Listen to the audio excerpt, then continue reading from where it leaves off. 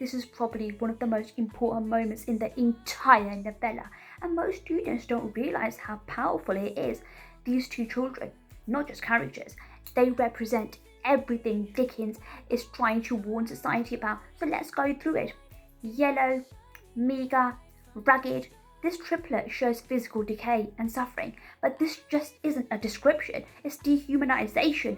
Scowling, wolfish. This again is imagery suggesting they've been neglected to the point of becoming dangerous. And then Dickens gives us a direct warning: beware them both. That imperative forces both Scrooge and the readers to take responsibility. And in the quotation, "Are there no prisons?" This echoes Scrooge's earlier cruelty. Dickens is exposing how society treats the poor people. This just isn't about poverty, it's about responsibility. Learn with Miss BB and smash the AOs. They were a boy and a girl, yellow, meagre, ragged, scowling. This boy is ignorance, this girl is want. Beware them both. How does Dickens present poverty and social responsibility in this extract in the rest of the novella? Before we start writing, this is your plan. I want you to take a screenshot of this.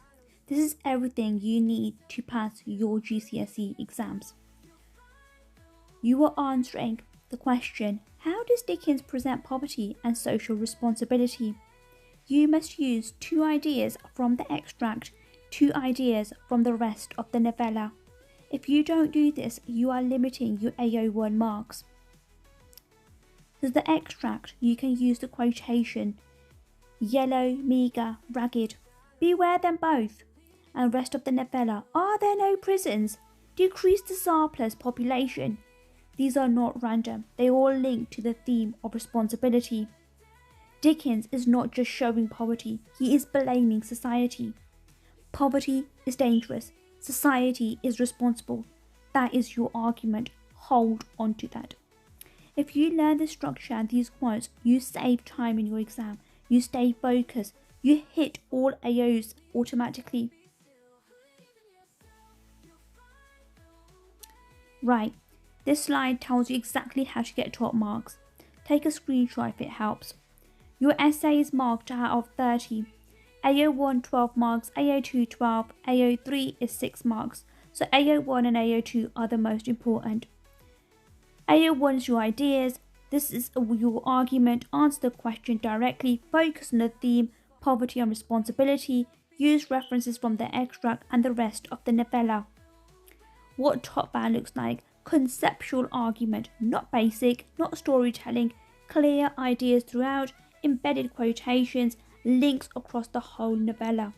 What you should be doing, you should be looking at 2 ideas from the extract, 2 from the rest of the novella, and if you don't do this, you cannot access top marks. For the AO2 methods, how Dickens writes, this is where most pupils drop marks, so listen carefully please. Look at the language, look at the structure, look at the techniques. Top band AO2, zoom into words, analyze effects, use terminology. What you should be doing. Instead of saying, this shows poverty is bad, say, the noun surplus dehumanizes the poor. That's grade 8-9 thinking. Use keywords and zoom into them, such as yellow, ragged, surplus, prisons. Single word analysis will get you a top band AO2. For the AO3, the context, why Dickens writes, talk about the Victorian poverty, poor laws, society's responsibilities. And this is about Dickens' message. Embed into the analysis, link to the argument, not bolted on. What you should be doing, instead of saying this was in Victorian times, say this reflects harsh poor law attitudes. So the levels, what they mean. Level 6 is 26 to 30 marks. Perceptive, analytical, detailed, context integrated. This grade 8 to 9. Level 5, 21 to 25 marks. Is clear, develops some analysis. Level 4 and below is basic, descriptive, limited. So how to hit the top marks. Clear argument, 2 extracts, 2 ideas from the extract, 2 from the rest of the novella, zoom into words, link to Dicken's message.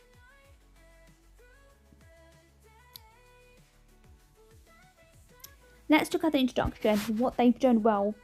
So they've got a clear argument, which is AO1. They focused on the theme poverty and responsibility. They mentioned the whole of the novella. This is exactly what examiners want, not storytelling but an argument. Paragraph 1, they have made reference to the extract. They've looked at the quotation yellow, meagre, ragged. What they've done well, they've got a strong quote choice. They've zoomed into individual words.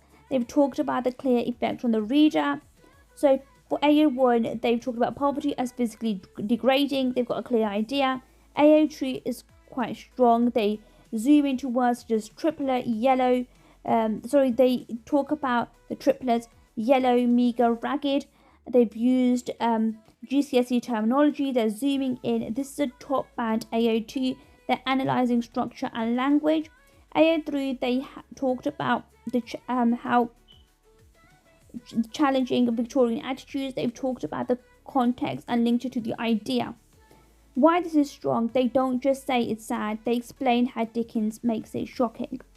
Always zoom into at least one word, like this example.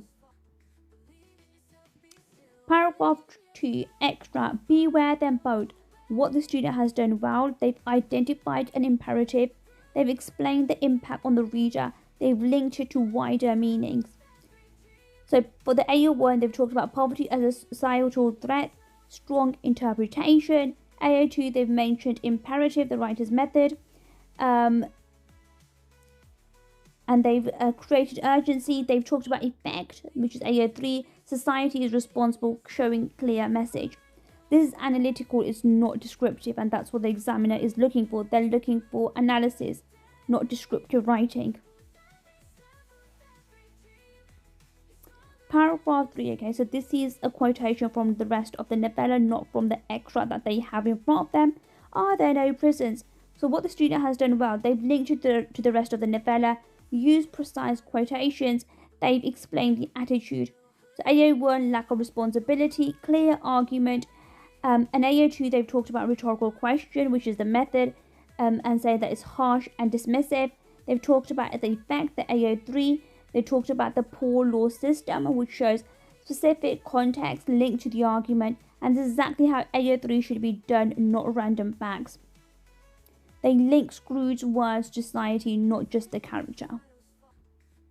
Paragraph 3, they have made reference to the rest of the novella again, and they've used the quotation, decrease the surplus population. What they've done here is they've used a powerful quote, zoomed into keywords linked to Dickens' message.